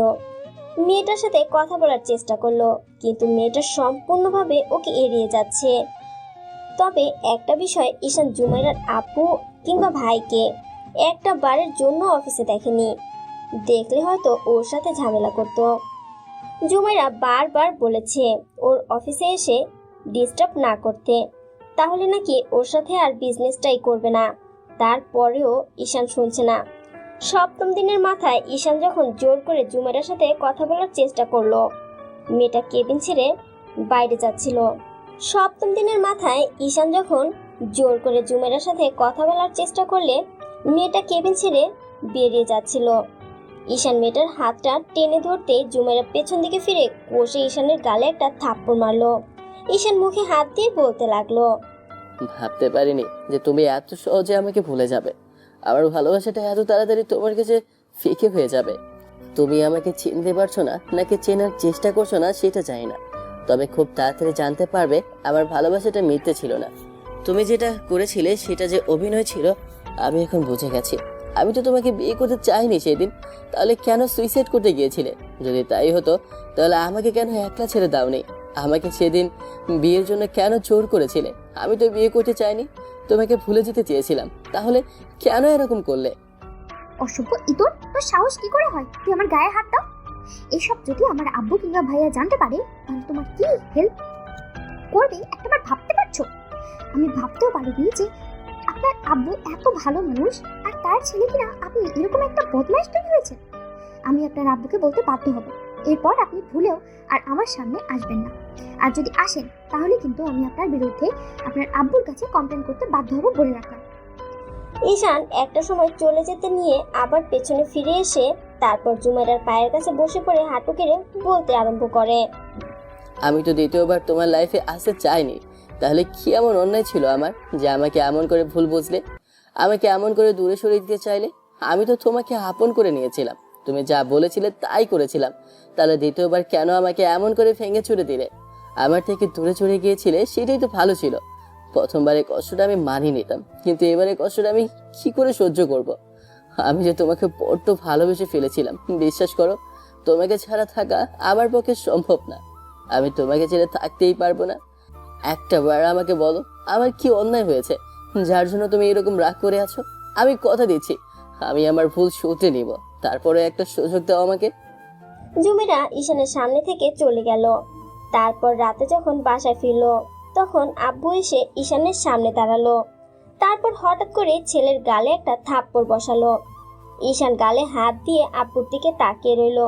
বুঝতে পারলো জুমেরা সবটা বলে দিয়েছে। আব্বু অনেকক্ষণ বকাঝকা করলো, শেষে আবার গায়ে হাত তুলতে গেলে আম্মু আব্বুকে আটকে দিল। আর ঈশান বলতে লাগলো, জানি না কোন অন্যায়ের কারণে মারলে, তবে আমার মনে হচ্ছে দুপুরে যে ঘটনা ঘটেছে সেটার জন্য তুমি নিশ্চয়ই আমার গায়ে হাত তুললে। এটুকু জেনে রাখো আব্বু, আমি কোনো ভুল করছি না। আমি যে মেয়েটাকে ভালোবাসি সেটা ওই মেয়েটা, ওকেই বিয়ে করেছিলাম। আমি মেয়েটাকে খুব ভালো করে চিনি, যাকে বিয়ে করেছি, যার সাথে 4টা দিন থেকেছি, তাকে আমি চিনবো না? এতগুলো দিন ধরে যাকে ভালোবাসি তাকে না চিনলে কাকে চিনবো?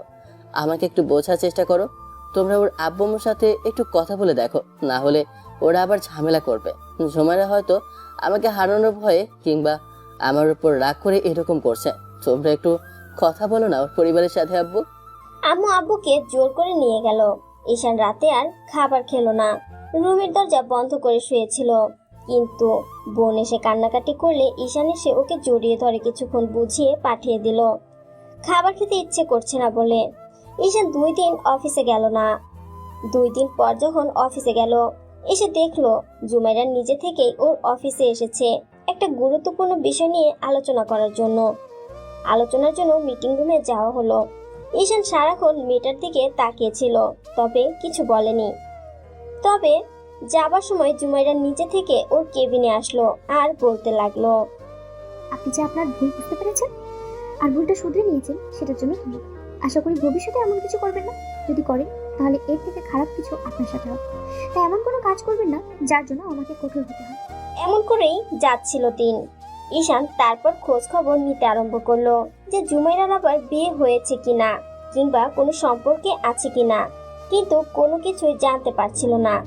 শেষে অনেক ভাবার পর মেহেদির কথাটা মনে হতেই ঈশান ওর পুরনো শহরে ফিরে গেল। তারপর ছেলেটার সাথে দেখা করতেই মেহেদি অবাক হলো। ঈশান ওর শার্টের কলার ধরে বলতে লাগলো, সত্যি করে বল, ঝুমাইরার কি হয়েছে? ও আমাকে চিনতে পারছে না কেন? আমার সাথে ও কথা বলছে না কেন? আমাকে দেখলেই রেগে যায় কেন? কি হয়েছে বল? তোর বউয়ের কি হয়েছে সেটা আমি জানবো কি করে? দুজনে তো বিয়ে করেছি। তোর বউয়ের কি হয়েছে সেটা আমি জানবো কি করে?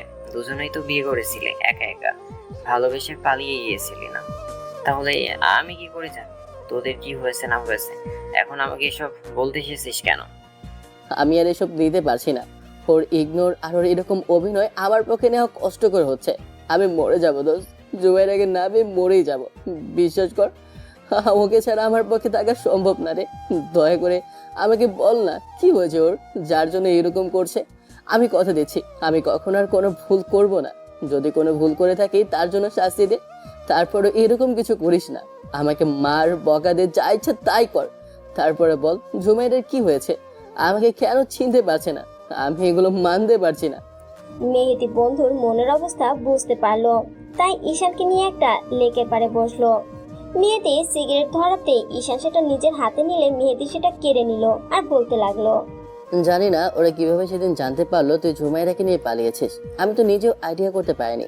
আমি ভেবেছিলাম তুই সত্যি সত্যি বাসায় চলে এসেছিস। আর বাসায় আসার পর তোর সাথে কোনো যোগাযোগ হয়নি আমার।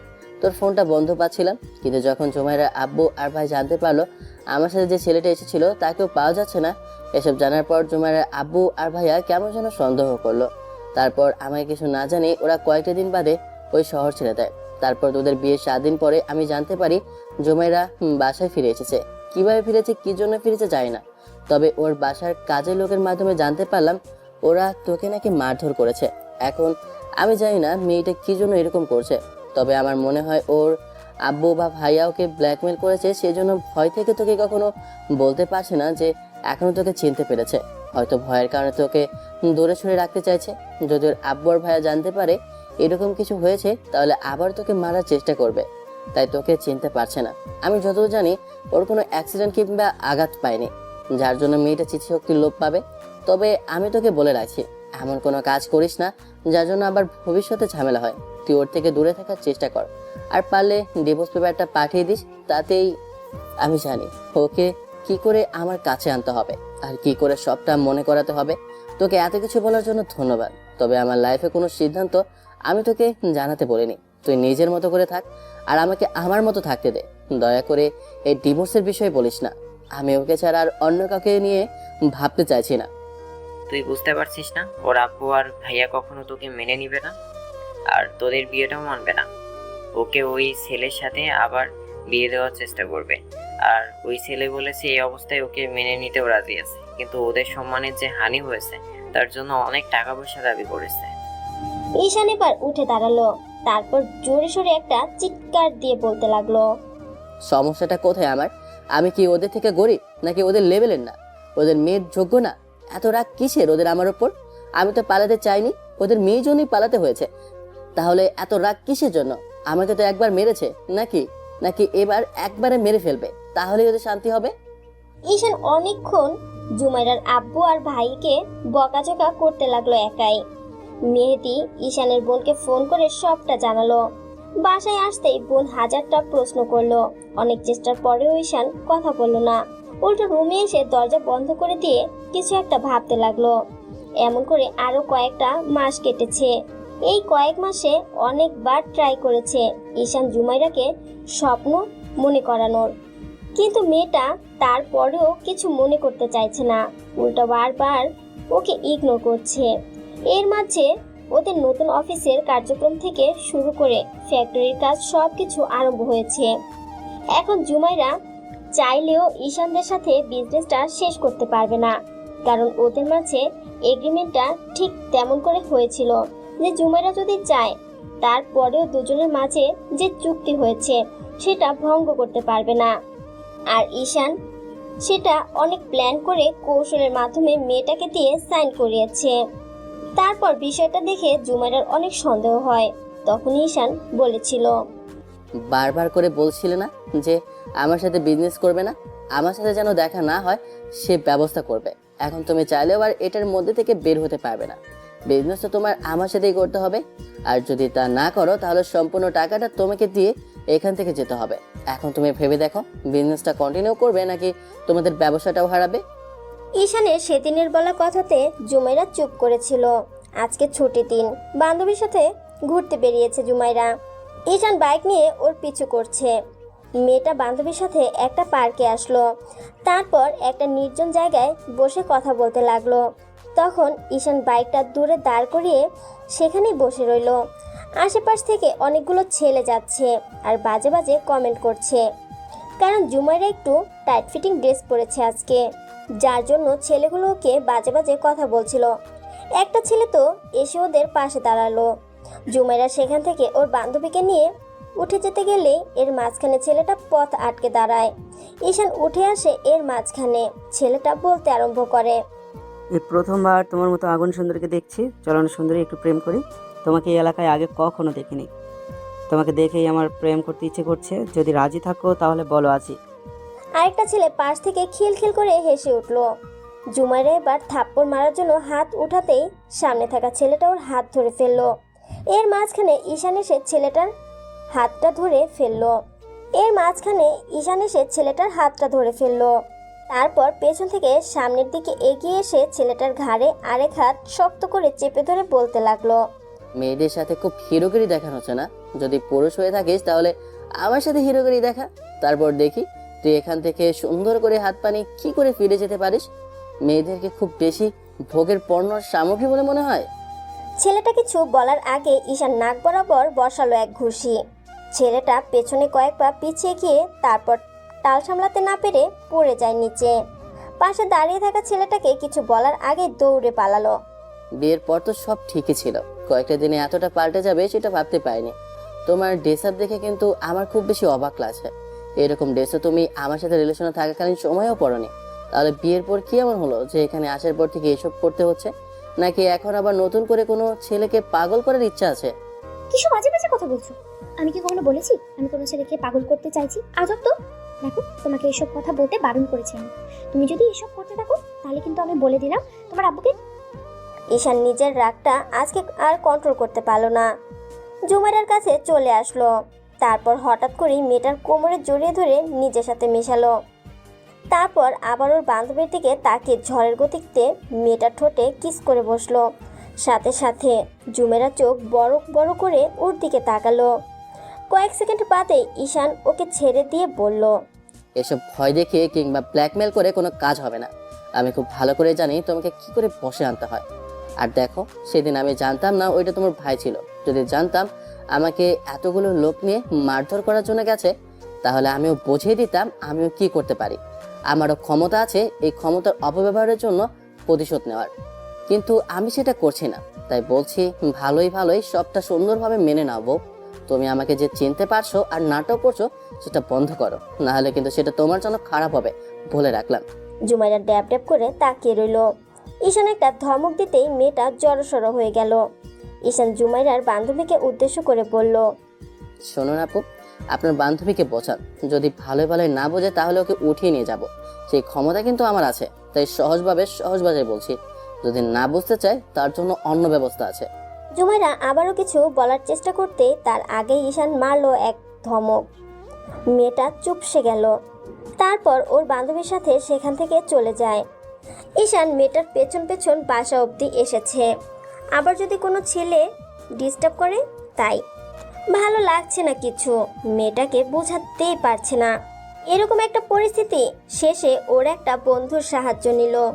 কি করে মেয়েটাকে বোঝাবে আর কি করেই বা ওকে ইমপ্রেস করবে? নতুন করে বউকে আবার ইমপ্রেস করতে হবে কেন? ঈশান সেটা নিয়ে ভাবছিল। তবে খুব বেশি অসুবিধা হয়নি প্ল্যানটা খুঁজে বের করতে। সেদিন ঈশান জুমাইরার অফিসে গেল। মেয়েটা প্রথমে দেখা করতে চায়নি। পরবর্তীতে ঈশান বারবার কল করলে তখন এক প্রকার বিরক্ত নিয়ে ওর সাথে দেখা করে। তবে দেখা করার পর যখন ঈশান আগেকার সেই বিষয়টা নিয়ে কথা বলতে চাইলো, তখন জুমাইরা বলতে লাগলো, আমি জানতাম আপনি এইসব আজে বাজে কথাই বলবেন। এই জন্য আপনার সাথে কথা বলতে চাইনি। আপনি আবারও সেই একই কথা বলতে আসছেন। আপনাকে আমি কি করে বোঝাবো যে এরকম করলে আমাকে কিন্তু আপনার সাথে কি করবে তুমি? আমার থেকে দূরে যাবে? আমার থেকে দূরে গেলে সেদিন তো তুমি সুইসাইড করতে গিয়েছিলে। এবার আমি তোমার চোখের সামনে শেষ হয়ে যাব, সেটা কি বিশ্বাস করতে কষ্ট হচ্ছে তোমার? নাকি আমাকে দেখাতে হবে বউ? আচ্ছা কিসব বাজে বাজে কথা বলছেন? আপনি কি মেয়ে মানুষ যে সুইসাইড করতে যাবেন?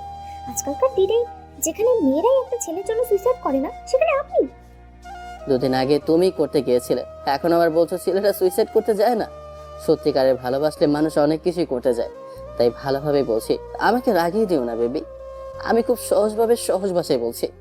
আমাকে সাধারণভাবে বোঝার চেষ্টা করো, আমি তাতেই তোমার কাছে সহজ হব। কিন্তু আমাকে যদি রাগিয়ে দাও, এর ফল কিন্তু খুব বেশি একটা ভালো হবে না বউ। ঈশান জুমাইরার কাছে আসতে গেলে মেয়েটা তখন উঠে চলে যেতে নিলে ঈশান ওর হাত ধরলো। জুমাইরা থাপ্পড় মারতে গেলে ঈশান ওর হাত ধরে পেছনের দিকে মুচড়ে ধরে তারপর মেয়েটার গালে চুমু খেলো। একে একে ঠোঁটে, গলায়, ঘাড়ে চুমু দিতেই মেয়েটা কেমন যেন স্তব্ধ হয়ে গেল। জুমাইরা যে উত্তেজিত হয়ে যাচ্ছে, নিঃশ্বাসটা ভারী হয়ে আসছে, ঈশান সেটা বুঝতে পারছে। তাই বারবার করে ওকে চুমু খাচ্ছে। মেয়েটা যতবারই বারণ করছিল, ঈশান ততবারই ওকে আরো আদরের স্পর্শ দিচ্ছিল। শেষে জোর করে ছাড়ে নিল। এবার সজোরে ঈশানকে জুমাইরাকে একটা থাপ্পড় মারতেই ঈশান বলতে লাগলো, তুমি কি ভেবেছো এগুলো করে আমাকে তোমার থেকে দূরে সরাতে পারবে বেবি? কখনোই না। ভালোভাবে বলছি, আমাকে এর থেকে খারাপ হতে বাধ্য করো না জান। এটা অফিস, আর অফিসের সবার সামনে আজে বাজে কিছু করতে বাধ্য করো না বেবি। সেটা তোমার জন্য খুব বেশি ভালো হবে না বউ। কি করবে? জোর করে মোলেস্ট করবে, নাকি বাজে কিছু করে দিয়ে এখান থেকে চলে যাবে আর তারপরে আমার সম্মানটা নষ্ট হবে? আজব তো, আমি তোমার হাজবেন্ড, তোমার সাথে কিছু করে তাতে সমস্যা কিসের জন্য হবে? কিসব বাজে বাজে কথা বলো তুমি। যদি তাই হয় তাহলে এখান থেকে চলে যাও। আমি তোমাকে সহ্য করতে পারি না, তুমি বুঝতে পারো না? বুঝে গেছি, তোমাকে বোঝানো এত সহজ হবে না, তাই তো? ঠিক আছে, আজকে তোমাকে আমি বোঝাবো আমি তোমার জন্য কি করতে পারি। এতগুলো দিন ধরে আমি তোমাকে বারবার করে বলছি ঠিক কতটুকু ভালোবাসি, আর তুমি প্রতিনিয়ত আমাকে কিনা ইগনোর করে যাচ্ছ। সত্যি কথা বলতে কি বলো তো, ভালোবাসলে এত বেশি কষ্ট পেতে হয়, তার জন্য এত বেশি ঝামেলা পোহাতে হয় জানতাম না। তাহলে কখনো তোমাকে ভালোই বাসতাম না। তবে আজকে তুমি চোখের সামনে থেকে দেখবে আমার মৃত্যুটা, যেটা তুমি সহ্য করতে পারবে কিনা জানি না। তবে তুমি দেখার পরে আমার বিশ্বাস যে তুমি অন্তত আর যাই হোক নিজের ভুলটা বুঝতে পারবে বউ। ঈশান জুমাইরাকে টানতে টানতে কেবিন থেকে বাইরে নিয়ে গেল। তারপর অফিসের বাইরে এসে ঈশান জুমাইরাকে রাস্তার সাইডে দাঁড় করালো। মেয়েটা আবার চলে যেতে নিলে ঈশান ওর হাতটা ধরে নিজের দিকে ফেরালো। জুমাইরা আবারও পেছন ফিরে ঈশানকে থাপ্পড় বসালো। আমাকে থাপ্পড় মেরে থামিয়ে দিতে পারবে না, আজকে আর আমাকে দূরে সরিয়ে দিতে পারবে না। তুমি খুব ভালো করেই বুঝতে পারছো যে আমি ঠিক কতটুকু রেগে আছি। তোমার সাথে যে মিসবিহেভ করছি না সেটাই অনেক। আমি যেমন তোমাকে ভালোবাসতে পারি, তেমনি তোমাকে নিজের করেও নিতে পারি। আর যদি না পাই, সেই জিনিসটা আমি নিজে থেকে দূরে সরিয়ে দিতে পারি। এটা তুমি খুব ভালো করে জানো।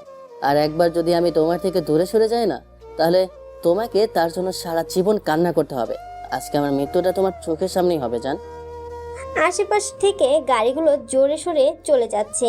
ঈশান জুমাইরাকে বারবার বলছে সত্যিটা স্বীকার করার জন্য, কিন্তু মেয়েটা কিছুই স্বীকার করছে না, উল্টো সেখান থেকে চলে যাওয়ার চেষ্টা করছে। ঈশান আবার ওকে হাত ধরে দাঁড় করালো, বলতে লাগলো, শেষবারের মতো বলছি, ভালোবাসো সেটা স্বীকার করবে কিনা বলো। যদি না করো তাহলে আজকেই তোমার সাথে আমার শেষ দেখা। এরপর যদি দেখা হয় তাহলে আমাকে আর কখনো জীবিত অবস্থায় দেখতে পাবে না। তাই ভালোই বলছি, সবটা স্বীকার করো। তুমি যে আমাকে চিনতে পারছো এটা বলে দাও। যদি না বলো তাহলে আজকে এক্ষুনি তোমার চোখের সামনে আমার অ্যাক্সিডেন্ট হবে বলে বলে দিচ্ছি। ঈশানের কথাতে জুমাইরা চুপচাপ দাঁড়িয়ে রইল। মেয়েটার চোখে পানি টলমল করছে। ঈশান জুমাইরার চোখের ভাষাটা বুঝতে পারলেও আজকে আর চুপ করে থাকবে না, সবটা শেষ করেই ছাড়বে। তাই বলতে লাগলো, বুঝে গেছি, আমার কি করতে হবে সেটা আমি খুব ভালো করেই বুঝে গেছি। সোজা কথায় কাজ হবে না তো, ঠিক আছে, তার জন্য যা করতে হয় আমি সেটাই করছি। ঈশান কয়েক পা পিছিয়ে যেতে জুমাইরা দেখলো আশেপাশ থেকে গাড়িগুলো খুব দ্রুত গতিতে চলে যাচ্ছে, যার জন্য মনে হচ্ছে একটু বাদেই হয়তো ওকে গাড়িগুলো ধাক্কা মেরে দিবে। আর যদি তাই হয় তাহলে হয়তো ঈশানের সাথে আজকে শেষ দেখা হবে। সত্যিটা তো এটাই। যে এতদিন যদি ঈশান অন্য কোনো মেয়ের পেছনে ঘুরতো তাতেও হয়তো সেই মেয়ে ঈশানকে ভালোবাসতে বাধ্য হতো। ছেলেটা এত পাগলামি করছে ওর জন্য, তারপরেও জুমাইরা ওকে কেন দূরে সরিয়ে দিচ্ছে সেটা শুধু মেয়েটাই জানে। ঈশান অনেক চেষ্টা করার পরেও যখন কথা বলল না জুমাইরা, তখন ঈশান রাস্তার মাঝখানে চলে গেল। জুমাইরা বারবার ঈশানকে যেতে বারণ করতেই ঈশান হাসতে হাসতে বলতে লাগলো, আজকে আর বারণ করে কোনো লাভ নেই জুমাইরা, এটা তোমার কারণেই হয়েছে। তুমি প্রতিনিয়ত আমাকে ইগনোর করেছো, অনেক বোঝানোর সত্ত্বেও তুমি চেষ্টা করোনি একটাবার আমাকে বোঝার। আজকে এই শেষ দেখা আমাদের, এরপর আর কখনো দেখা হবে না। যদি দেখা হয় তাহলে মৃত্যুর পর। তুমি আমাকে ভালোবাসো সেটা স্বীকার করছো না, কোন ভয়ে? তোমার আব্বু আম্মুর ভয়ে? একটাবার আমাকে ভালোবাসে দেখো, দ্বিতীয়বারের মতো আমি আর কখনো তোমার থেকে দূরে যাব না। আমি কথা দিচ্ছি, আমি সবটা ঠিক করে দেব। এর মাঝে ঈশানের উল্টো দিক থেকে একটা গাড়ি আসতে লাগলো। শেষে উপায় না পেয়ে জুমাইরা দৌড়ে ঈশানের দিকে যেতে লাগলো। তারপর গাড়িটা যখনই কাছে চলে আসলো তখনই মেয়েটা সজোরে ঈশানের একটা হাত ধরে জোরে সোরে টান দিল। দুজনেই রাস্তার সাইডে চলে আসলো। ঈশান নিজের হাতটা ছাড়িয়ে নিতে গেলে জুমাইরা সজোরে কষে আবারও একটা থাপ্পড় বসিয়ে দেয়। ঈশান বাচ্চাদের মতো গালে হাত দিয়ে চুপ করে রইল। এবার জুমাইরা নিজেই ফুপিয়ে কেঁদে উঠল আর বলতে লাগলো, মাথা খারাপ হয়ে গেছে তোমার? কি পাগলামি করছো? আমি তোমাকে বাঁচানোর জন্য চেষ্টা করছি আর তুমি নিজে থেকে জীবন দিতে চাইছো ঈশান? কেন পাগলামি করছো? কেন বুঝতে চাইছো না এই পাগলামিতে শুধু কষ্টই আছে? তুমি কেন আমার কথা বিশ্বাস করতে চাইছো না? আমি পারছি না তোমাকে নিজের করে নিতে। বারবার তোমাকে চেষ্টা করছি বোঝানোর জন্য, তারপরও তুমি বুঝতে চাইছো না। আব্বু আর ভাইয়া তোমার উপর রেগে আছে। যদি জানতে পারে এখনো তোমার সাথে আমার যোগাযোগ আছে তাহলে অনেক বড় সমস্যা হয়ে যাবে। আমি তোমাকে বাঁচাতে পারবো না। তুমি কেন বুঝতে চাইছো না? ওদের রাগ এতটাই যে বিয়ের দিন আমরা পালিয়েছিলাম, সেজন্য তোমাকে সেদিন মেরেছিল। বাসায় আসার পর আমাকে অনেকবার ব্ল্যাকমেল করেছে, বলেছে যদি তোমার সাথে যোগাযোগ করি কিংবা দ্বিতীয়বার পালিয়ে যাওয়ার চেষ্টা করি তাহলে তোমাকে শেষ করে দিবে। আমি কি করে এগুলো সহ্য করবো ঈশান? কেন বুঝতে চাইছো না যে তোমাকে আমি আর হারাতে পারবো না? আমি তোমার থেকে দূরে থাকবো, তারপরেও এটাই চাই তুমি বেঁচে থাকবে, ভালো থাকবে। আমি ভয় পাচ্ছি এটা ভেবে আব্বু আর ভাইয়া তোমাকে মেরে ফেলবে। ঈশান, তুমি কেন বুঝতে চাইছো না? তোমাকে বাঁচানোর জন্য আমি এই নাটকটা করছি। না হলে যাকে এত ভালোবাসি, বিয়ের দিন যার সাথে পালিয়ে গিয়েছিলাম, এত স্মৃতি যাকে ঘিরে, তাকে কেন আমি ইগনোর করব? তোমাকে কি কষ্ট দিয়ে আমার কষ্ট হয়নি বলো? তুমি আমার স্বামী হওয়ার সত্ত্বেও তোমাকে আমার থেকে দূরে রেখেছি। তোমার স্পর্শ, তোমার আদরের অনুভূতি আমি কিছুই ভুলতে পারিনি ঈশান। আজও আমি সেটা মনে করে এখনো রাতে চোখের পানি ফেলি ঈশান। কিন্তু কখনো তোমাকে বলতে পারিনি যে আমি সবটা জানা সত্ত্বেও চুপ করে আছি। তুমি কেন বুঝতে চাও না? সেদিন ওখান থেকে আসার পর তোমাকে হারানোর মতো দ্বিতীয়বার আমার সেই সহ্য শক্তিটা নেই। তুমি বুঝতে চাইছো না কেন? আমি থাকতে পারবো না তোমাকে ছাড়া। এবার যদি হারিয়ে ফেলি, আমি অনেক চেষ্টা করেছি নিজেকে বোঝানোর, তারপর ভেবেছি তুমি বেঁচে থাকলেই হবে। কিন্তু কি করব বলো? আমার যে কিছুই করার নেই। আব্বু আর ভাইয়া তোমার উপর এত বেশি রেগে আছে, যার জন্য তোমাকে উপায় না পেয়ে তোমাকে দূরে সরিয়ে দিতে হচ্ছে। তুমি জানো, আমি যখন জানতে পেরেছি তোমার আব্বু বিজনেস শুরু করছে, তখন নিজ থেকে আগ্রহ দেখিয়ে তোমার সাথে যোগাযোগ করার চেষ্টা করেছি। ভেবেছি যদি নাটকটাও করি তারপরেও তুমি আমার চোখের সামনে থাকবে, তাই এরকম করে তোমাকে দূরে সরিয়ে দিয়েছি। তোমাকে কষ্ট দিতে চাইনি ঈশান, তোমাকে যে আজও অনেক বেশি ভালোবাসি। তুমি কেন বুঝতে চাইছো না? তোমাকে তৃতীয়বার হারানোর শক্তিটা আমার নেই।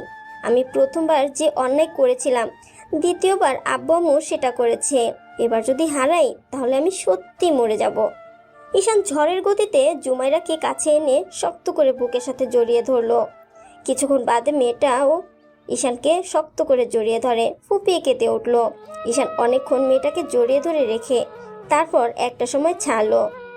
মুখের দুই পাশে হাত দিয়ে সারা মুখে পাগলের মতো চুমু দিল। কিছু হবে না, সব ঠিক হয়ে যাবে। আমি আছি, কিছু হতে দেবো না তোমার। দেখো, আমরা আজকেই বাসায় যাব। আমি আব্বু আম্মুকে সবটা জানাবো, তারপর দেখো ওরা আমাদেরকে ঠিক মেনে নেবে। আব্বু আম্মু গেলে তোমার আব্বু আম্মু আর ভাইয়া কিছু করতে পারবে না, ওরা মেনে নিতে বাধ্য হবে। আর যখন জানতে পারবে আমাদের মাঝে সব হয়েছে আর খুব শীঘ্রই আমাদের বেবি আসবে, তখন বাধ্য হলেও ওরা মানতে রাজি হবে। তার জন্য তোমাকে একটু নাটক করতে হবে, প্লিজ সোনা। আর রাগ করে কিংবা আমাকে দূরে সরিয়ে দেওয়ার চেষ্টা করো না। আমি কথা দিচ্ছি, আমি তোমার থেকে দূরে সরে থাকতে পারবো না। বিশ্বাস করো আমার কথাটা, অন্তত এবারের মতো আমার কথা শোনো। আমি তোমাকে বলছি, কিচ্ছু হবে না। দেখো, দুজনে আবার এক হয়ে যাব, দুজনের ভালোবাসাটা আবার পরিপূর্ণ হবে। জুমাইরা কোনো কথা বলল না। ঈশান মেয়েটাকে কোলে উঠালো, তারপর গাড়িতে উঠে কোলের মধ্যে নিয়েই বুকের সাথে জড়িয়ে ধরে রাখলো। জুমাইরা ওর বুকের মধ্যে ফুপিয়ে উঠছে। ঈশান বারবার ওকে চুমু দিচ্ছে। একটু বাদে দুইজনে ঈশানের বাসায় আসে। তারপর আব্বু আম্মুকে সবটা বলতেই আব্বু আম্মু জুমাইরাকে দেখে অনেকক্ষণ চুপ করেছিল। আম্মু মেয়েটাকে অনেক পছন্দ করেছে। ঈশান অনেকক্ষণ কান্নাকাটি করে নিজের কষ্টের কথাগুলো বলল। মেয়েটাকে ছাড়া থাকতে পারবে না। এসব বলতেই শেষে আব্বু আর আম্মু সিদ্ধান্ত নেয় সেই দিনই জুমাইরার বাসায় যাবে। তারপরও ওদের বাসা গেলে জুমাইরা অনেকটা ভয় ছিল। তারপর ওর আব্বু আর আম্মুকে অনেক বোঝালো। শেষে যখন জুমাইরা বলল ঈশানকে ছাড়া থাকতে পারবে না, কষ্ট হবে, তার উপর আবার ওদের মাঝে সব কিছু হয়েছে। আর তৃতীয়বার ওদের মাঝে যোগাযোগ হওয়ার পরেও দুজনে আবার একসাথে ফিজিক্যাল ইন্টিমেট হয়েছিল, যার জন্য এখন জুমাইরা কনসিভ করেছে। যার জন্য ওর আব্বু আম্মু কিছুক্ষণ টেনশনে ছিল, চুপ করে থাকতে। তারপর একটা সময় বুঝতে পারলো এখন মেনে নেওয়াটাই শ্রেয়। অন্তত আর যাই হোক, তাতে সম্মানটা তো বাঁচবে। ছেলে মেয়েদের কষ্ট দিলে দিন শেষে নিজেদেরই অবস্থা কিংবা সম্মানের উপর আঘাত আসবে। বারবার যদি পালিয়ে যায় ওদের অসম্মান হবে। তাই জুমাইরার আম্মু আর আব্বুকে বোঝালো। জুমাইরার ভাইয়া চুপ করেছিল। তখন ঈশান ওনাকে অনেক কথাই বলেছে, কিন্তু ছেলেটা কোনো কথা বলেনি। অনেক আলোচনার পর জুমাইরার আব্বু ঈশানের আব্বুর হাতগুলো ধরে বলতে লাগলো, ভাইজান, আমি যে কাজ করেছিলাম তার জন্য আমি খুবই দুঃখিত। আমি বুঝতে পারিনি যে এরকম কিছু হবে।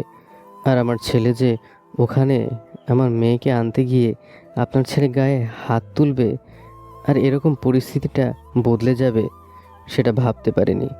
আমি আগে জানলে হয়তো সবটা সামলে নেওয়ার চেষ্টা করতাম, কিন্তু মেয়েটা বিয়ের দিন পালিয়েছিল, তাই তৎক্ষণাৎ খুব রাগ হয়ে গিয়েছিল, সেজন্য রাগটা কন্ট্রোল করতে পারিনি।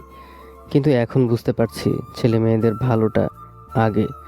আমি অনেককে নিজেকে বুঝিয়েছি, আর আপনাদের বিষয়টা ভেবে দেখলাম যেহেতু দুজন দুজনকে ভালোবাসে আর বিয়ে করে নিয়েছে, এখন আর রাগ জেদ করে লাভ নেই।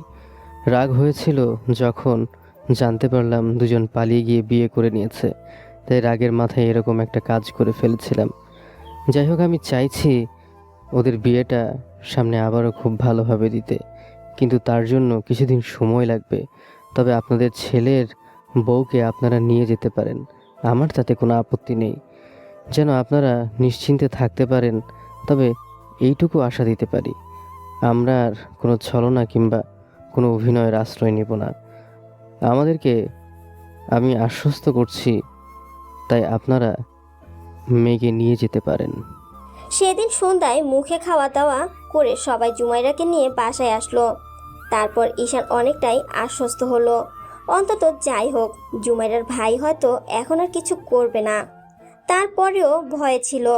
সব জল্পনা কল্পনা শেষ করে দুজনে ঈশানের রুমে আসতেই জুমাইরা ঈশান খুব শক্ত করে জড়িয়ে ধরলো আর অনেকক্ষণ কাঁদলো।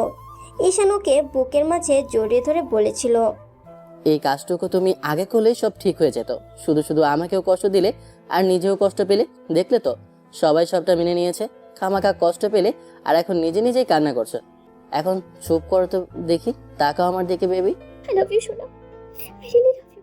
আমি ভাবতে পারিনি যে এরকম কিছু হবে, বিশ্বাস করো। আমি আর কখনো তোমাকে কষ্ট দেব না। আই লাভ ইউ টু আমার পাগলি। তুমি কি একাই কষ্ট পেয়েছো? আমিও তো পেয়েছি, কিন্তু বুঝতে পারিনি যে এত ভয় পেয়েছিলে। আমাকে বাঁচানোর জন্য এরকম একটা কাজ করেছো। সত্যি তুমি আমাকে এত ভালোবাসো, আমি জানতাম না বউ। ঈশান মেয়েটাকে আর কিছু বলার সুযোগ দিল না। আলতো করে ওর ঠোঁটে ঠোঁট ছোঁয়াতে জুমারও রেসপন্স করতে লাগলো। ভালো থাকুক ভালোবাসা। দেখা হচ্ছে অন্য কোনো দিন, অন্য কোনো গল্পে। ততদিন পর্যন্ত সুস্থ থাকবেন, ভালো থাকবেন, আমাদের সাথেই থাকবেন। ধন্যবাদ। আল্লাহ হাফেজ।